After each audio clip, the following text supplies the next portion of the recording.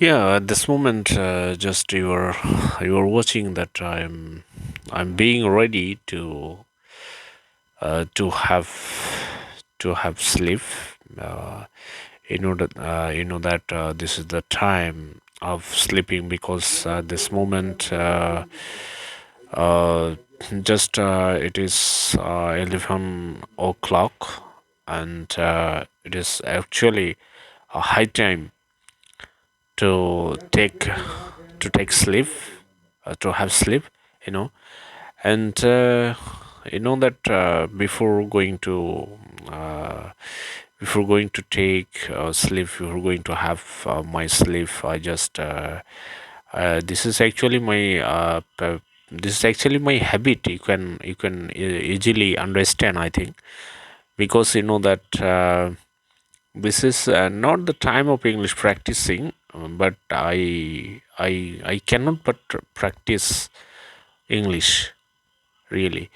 And in most of my videos, I sometimes try to say that English is my emotion, and English is my passion. And from that point of view, I just can only assure you that this is actually English mania. You can also say that um, it is actually my English mania. And I am absolutely an English manic person. And I think you can easily understand if you are also an Anglomanic person, or if you were an English manic person, then of course you will understand what I'm going to say actually. So just I don't want to spend my day without practicing English. And actually English practice is my food. English practice is my fulfillment. Actually, here I just try to say that it is actually fulfillment, because that if I do not practice English, then of course I think that I have lost many things from my life. And I can just never imagine a single day without practice English. So if you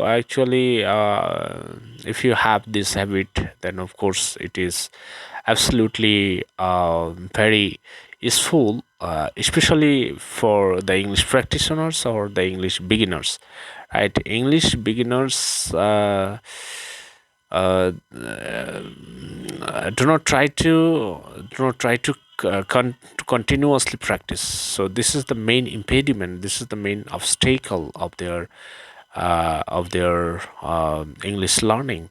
And if they have this habit properly or regularly, then of course it is never impossible for them to be fluent in English speaking. So I think if they understand the continuity of anything, then of course they will just easily achieve their fluency in English speaking, right? And from my point of view, or from me, I can only make them aware by saying that if you just want to be fluent in English speaking at this moment, just you can say that I am fluent in English speaking, but I can never say that I am fluent in English speaking. Just I can speak in English, and that's all. And still I am learning English, and I am trying to be a better English speaker before others. And actually, it's of course you have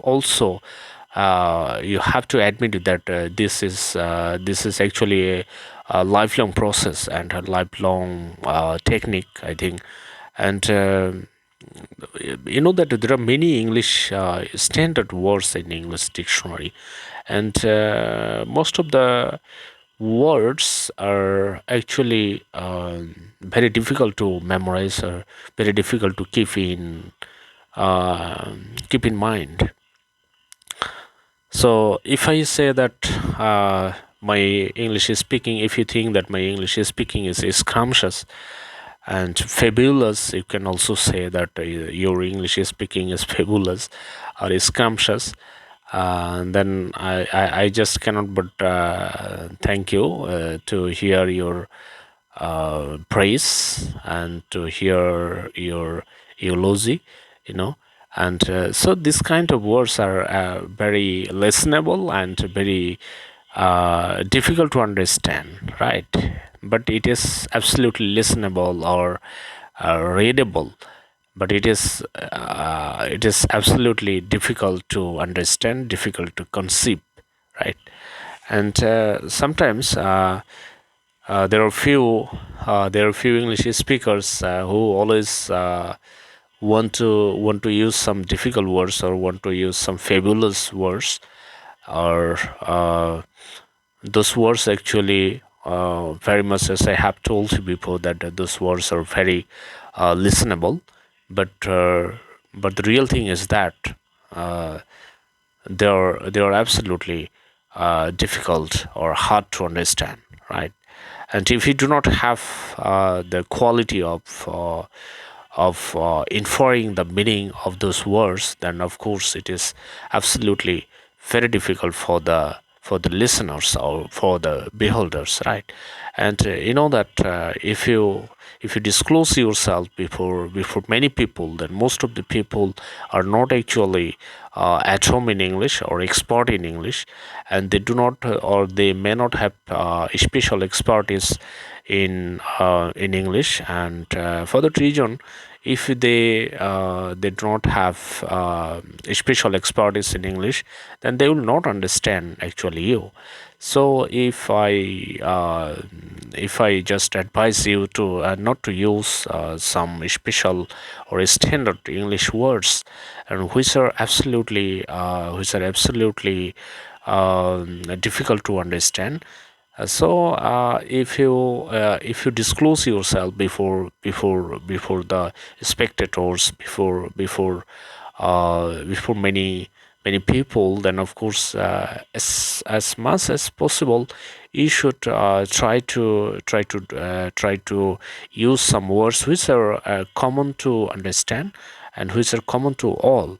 But I just cannot demoralize you that you should not use some words like as I as I as I use some words in my English speech that suppose scrumptious, fabulous, infer, and these three words are not actually easy, right? And sometimes my friends are also boring to hear my words, and they sometimes complain against me that when he starts his English speaking at the time, just he tries to use some difficult words and so that we cannot understand. But my objective is not actually that I will disclose some words and which are absolutely difficult, and my friends will not understand me. And this is not my objective. This is not my motto. But I want to use those words which I know actually, and you know that if we do not use those words, then of course the words will be negative, and consequently I will forget those words, and that's why I try to use those words in my English sentences, and that's all. And I think that should be. Of course, that should be, and you also should have that habit to use some special words or some fabulous words and some very difficult words, but the words are smart. Thank you.